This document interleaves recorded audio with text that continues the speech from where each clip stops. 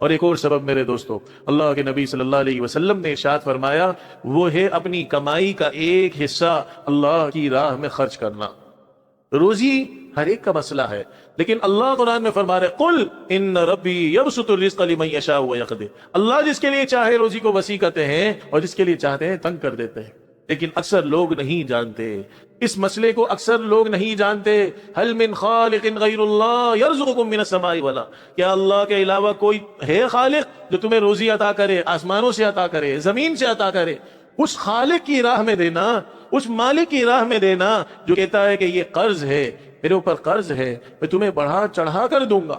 تو میرے دوستو، بہت سے عقل مند لوگ اپنے کاروبار میں اللہ کی راہ کے ایک حصے کو بطور شراکت کے اس کو لازم کر لیتے ہیں۔ زکوٰۃ تو ہر ایک نے دینی ہے، 2.5% حصہ، یہ تو اپنے مالوں کی صفائی ہے، اپنے دلوں کی صفائی ہے، اللہ کی طرف سے ایک فرض ہے۔ لیکن اس کے علاوہ بھی کوئی 10% حصہ، کوئی 5% حصہ، اپنی جو اصل آپ کی کمائی ہے، اپنی استطاعت کے بقدر۔ ایک آدمی 30,000 کما رہا ہے، وہ اگر 500 روپے مقرر کر لے، میں نے اللہ کی راہ میں دینے ہیں، کیا اس کے لیے مشکل ہے؟ ہر ایک یہ عمل کر سکتا ہے، لیکن فضائل کتنے بڑے ہیں، سبحان اللہ۔ اللہ کے نبی صلی اللہ علیہ وسلم ایک حدیث میں ارشاد فرما رہے، اللہ فرما رہے ہیں تم میری راہ میں خرچ کرو، میں تمہارے اوپر خرچ کروں گا، انفق علیکم۔ اور اللہ جب ہم پر خرچ کرنے پر آ جائے، دنیا میں آپ تصور کریں کوئی بادشاہ، کوئی بڑے عہدے والا، کوئی جیسے آج کل کہتے ہیں سیٹ صاحب کے بہت قریبی ہے، ان کا سیکٹری ہے، اور اس کی طرف سے ہو کہ جو تمہاری ضرورت ہو میں تمہیں دوں گا، تم اس کو کتنے رشک کی نگاہوں سے دیکھتے ہیں۔ اللہ جو فرما رہے میں تم پر خرچ کروں گا، بس تم میری راہ میں خرچ کرو، میں تم پر خرچ کروں گا، تو وہ کتنا زبردست خرچ ہوگا۔ هل من خالق غیر اللہ یرزقکم من السماء والارض۔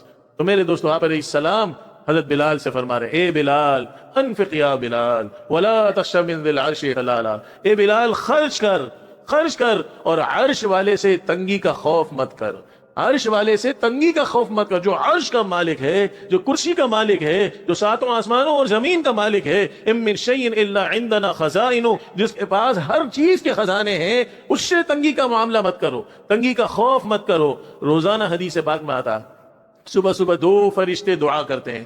ایک فرشتہ اللہ سے دعا کرتا ہے، اے اللہ اعط منفقا خلفا، تیری راہ میں خرچ کرنے والے کو بہترین بدلہ عطا کر۔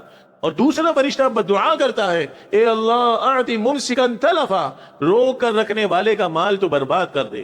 یہ روزانہ کے اعلان ہے، روزانہ کے ہم سمجھتے ہیں روک کر رکھنے سے ہمارا مال بڑھے گا، اور بھائی بعض اوقات اللہ خرچ کے مواقع ہمیں نصیب کرتے ہیں، خود ہی کوئی سامنے آ جاتا ہے، کوئی سوال کر لیتا ہے، کوئی غریب کا مسئلہ سامنے آ جائے، ہم سمجھ جائیں اللہ کی طرف سے ہمیں موقع دیا جا رہا ہے اپنی استطاعت کے بقدر۔ ایک آدمی آپ سے 10,000 مانگ رہا ہے، 500 دے سکتے ہیں، لیکن آپ سمجھ جائیں اللہ نے اس کو بھیجا ہے، اللہ نے اس کو بھیجا ہے۔ حدیث پاک میں آتا ہے ایک وقت وہ بھی آئے گا کہ انسان اپنی زکوٰۃ اور صدقات اور یہ چیریٹی اور تعاون کے پیسے لیے پھرے گا، لیکن کوئی اس کو قبول کرنے والا نہیں ملے گا۔